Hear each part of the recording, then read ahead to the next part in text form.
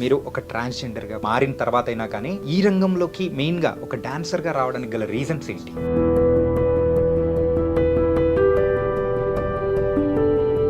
నేను ఆ ప్రోగ్రామ్ చూసి నేను కూడా ఇట్లా ఇంతమంది జనాల్లో నేను కూడా కనబడాలి కదా అనే పట్టుతో నేను ప్రోగ్రామ్ నేర్చుకున్నాను సార్. మీరు ఒక డాన్సర్గా అయితే ప్రస్తుతం మరి ముందుకు దూసుకెళ్తున్నారు. డాక్టరేట్ సాధించడం అనేది కూడా చాలా కష్టం. సో మీరు ఆ డాక్టరేట్ అనేది కూడా సాధించుకొని ఎంతో మందికి ఆదర్శంగా కూడా ముందుకెళ్తున్నారు. అది ఎలా సాధ్యం? నేను ఎటువంటి వేరే ఆలోచన ఏం పెట్టుకోకున్నట్ల భజనే నా జీవితం అనుకొని గురువులకు నమ్ముకొని నన్ను ఆదరిస్తున్న ఫాలోవర్స్ అందరి నుంచి నేను ఈ పేరు సంపాదించుకొని వాళ్ళు ఆదరిస్తున్నందుకు నేను డాక్టరేట్ సంపాదించుకున్నాను సార్. పూర్వకాలం నుంచి ఎప్పటి నుంచో మనం చూస్తుంటాం చెక్క భజన అనేది ఫేమస్.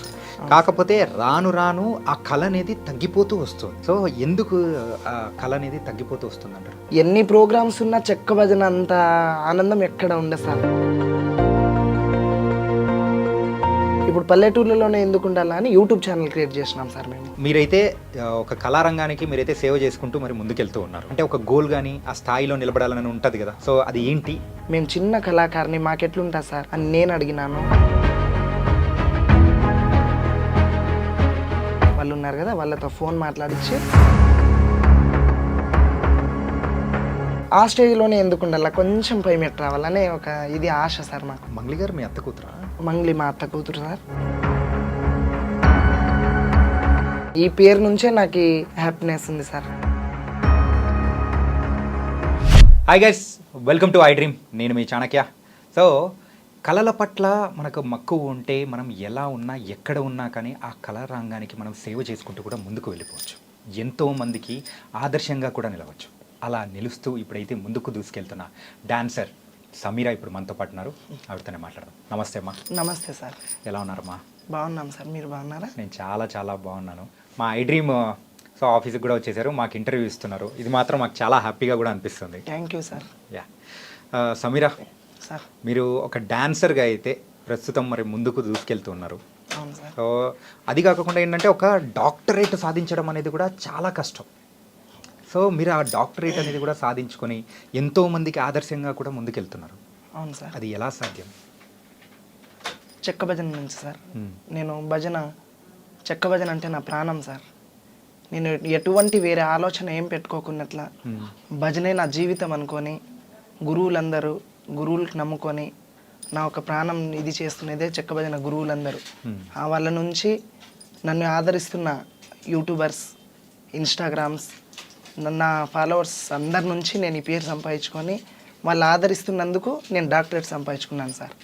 కేవలం ఒక డాక్టరేట్ అంటే పర్లేదు, కానీ సో 2 డాక్టరేట్లు, అది కూడా ఏంటంటే ఊరికే ఎవరికి పడితే వాళ్ళకి డాక్టరేట్ అనేది కూడా ఇవ్వరు. మీరు ఆ కళారంగానికి చేస్తున్న సేవను తాను తగ్గట్టు కూడా ఇచ్చారు.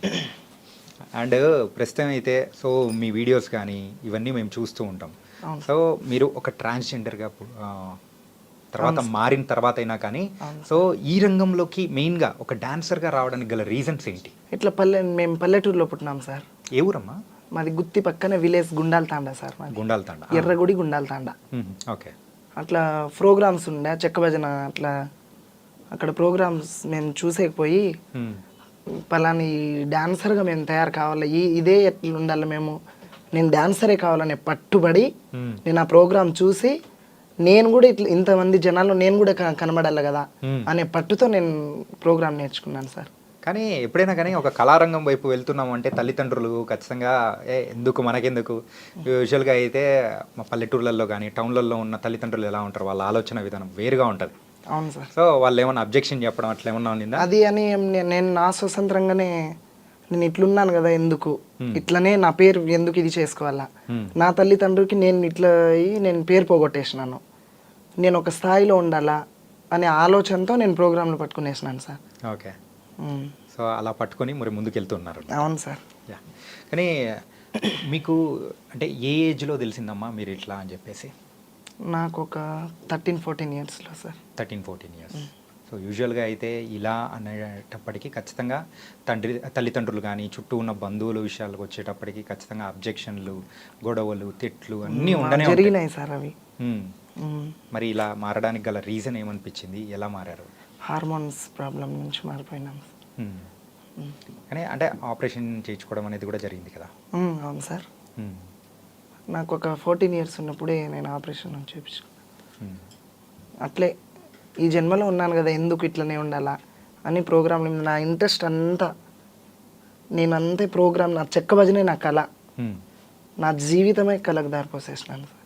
యా అండ్ మరి మీరు మారిన తర్వాత సో ఇంట్లో వాళ్ళు మిమ్మల్ని బాగానే యాక్సెప్ట్ చేశారా లేకపోతే బాధపడినారు సార్, కొన్ని రోజులు బాధపడినారు. ఓకే, ఎందుకు వద్దు అది ఇది అని. ఎన్ని రోజులు మరి అట్లా బాధపడ్డారు ఏంటి వాళ్ళు చాలా కంప్లీట్ యాక్సెప్ట్ చేయడానికి ఎన్ని రోజులు పట్టింది? 4-5 years వరకు చాలా ఇది అయిపోయినారు అమ్మ నాన్న. వాళ్ళకి ఎందుకు ఇది చేయాలా అని చెప్పేసి నేనే కొంచెం సింగిల్గా ఉండిపోయినా. సింగిల్గా ఉండి కూడా నేను ఎక్కడ బయట బెగ్గింగ్స్ కానీ అటువంటి ఆలోచనలు ఏం పెట్టుకోలే. ఇదే ఈ జన ఆకర్షణ బట్టి నేను ప్రోగ్రాంలు బట్టి నేను ప్రోగ్రామ్తోనే దూసుకెళ్ళిపోతున్నాను సార్. అంటే మీకు నార్మల్గా ఈ చెక్క భజన కానీ డాన్సింగ్ కానీ ఇలాంటివన్నీ ఏ ఏజ్ నుంచి మొదలైంది? నేను 14 years దాటిన తర్వాత 1 year నేను ఇంటికాడ ఉన్నాను సార్. తర్వాత రమాదేవి అని ఒక ఆమె భజన డాన్సర్ అనమాట.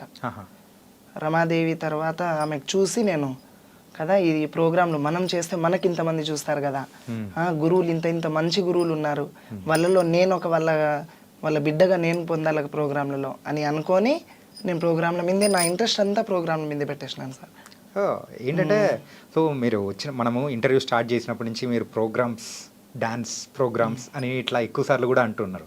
అసలు ఆ ప్రోగ్రామ్స్కి వెళ్ళాలి అని అంటే ఫస్ట్ ఒక స్టార్టింగ్ పాయింట్ అనేది కూడా ఉంటుంది.